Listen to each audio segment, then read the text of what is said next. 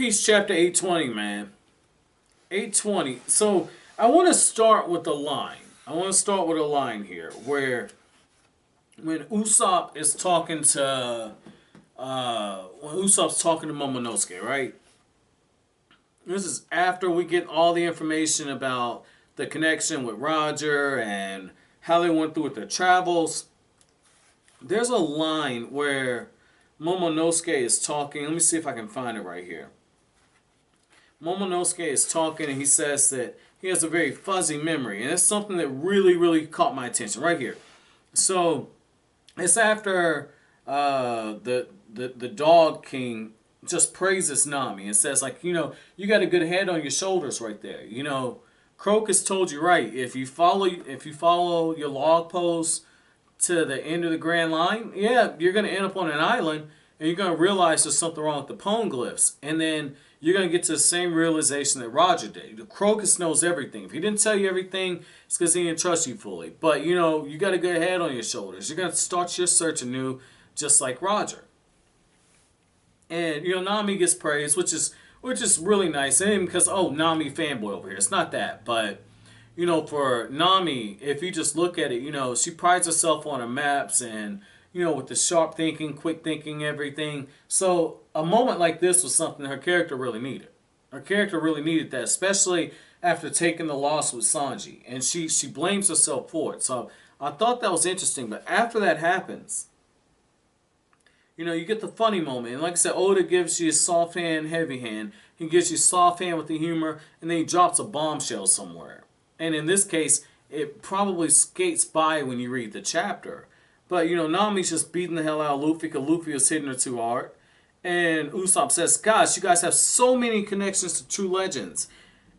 That is making my head spin like when we met Rayleigh. Momonosuke says, I met Roger's crew as well, but my memory is hazy. And when I read that, I was just like, what the fuck? You're 8 years old. Nami says it in this chapter or the chapter before. Granted, she was also trying to blackmail this dude, or not blackmail, but, you know, cozy up to where she could kind of, you know, make money off of offering services, which is smart. They're pirates. But I'm like, how the fuck does an 8-year-old know Roger and his crew and Shanks and his crew? And right there, Usopp just calls me and says, wait a second. That's too bad. Oh, wait, you're a liar. Roger died over 20 years ago. Who are you getting him confused with? Now, I don't think he's in nobody confused, man. I don't think he's in nobody confused, because if you look at his page, when he's saying it, he doesn't look like, I think I know Roger. It's like, no, I know Roger. And 8 years old isn't young enough for you to have memory problems. That isn't... Oh, shit. Oda's doing something. I don't know what he's doing.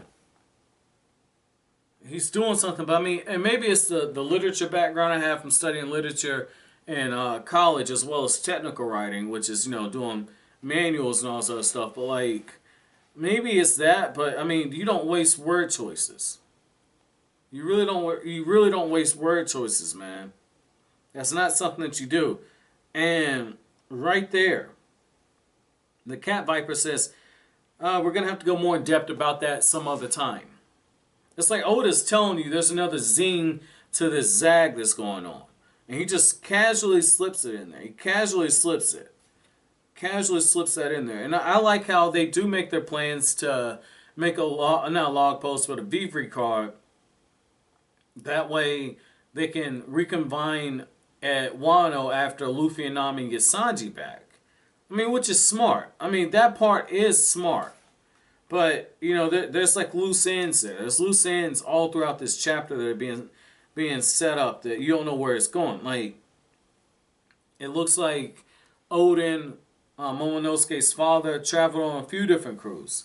And, you know, Wano's been an isolationist country. So, I mean, they're kind of like the land of iron in Naruto, where the samurai are. They kind of, samurai, same thing. Where basically they don't get involved in the affairs of other places. And Naruto's a little different. The Land of Iron ended up being the place of the Five Kage Summit. Then they just got dragged into a greater conflict. But, I mean, I kind of like that, man. It makes me want to kind of go back and look at the role of samurai in Japanese history. But, you know, the other thing I thought was pretty interesting is we find out that Blackbeard and Marco had a dust-up. And I remember hearing Marco's name somewhere. I was reading this chapter, and I remember reading his name somewhere. And it might have been a reference to this, but we find out that the battle with Marco and Blackbeard is actually what caused Blackbeard to be put among the ranks of the four emperors. And what I really like is how after that goes on and like Luffy's like, okay, well, if you guys get Marco, awesome, you know, that just adds more firepower to it. And Luffy's all about to get into the feast. And Nami tells him, like, look, we got to go save Sanji from Big Mom. We got to hurry this up. You've already done enough feasting. And that's one of the things I've always talked about. You know, Luffy, when it comes to his crew, they really do a good job of taking care of him. They really do a good job of taking care of him and keeping him from overstepping his boundaries. That's something I do enjoy because, I mean, they keep Luffy solid. And they keep Luffy solid. It's something that's needed for his character. So, I mean, that's pretty cool to see something like that, man. I do like that. I like how Nami kind of keeps them together. And when Kanema's like, well, I got my own debt to pay to Sanji, Luffy says, don't even worry about it. Don't even worry about it. We'll just meet you in Wano. We'll meet you there. And Nico Robin asks Luffy, well, if you get to Big Mom's, you know, obviously you can't carry the poneglyph, but just make a copy of it for me. And it's just like, Luffy is also getting the poneglyph, so now he really needs to go there. I mean, they're setting the stage for something. And even Frankie says, this infiltration plan is getting less likely by the minute. And he says, if you bust up into the ceremony, make sure to scamper back quickly.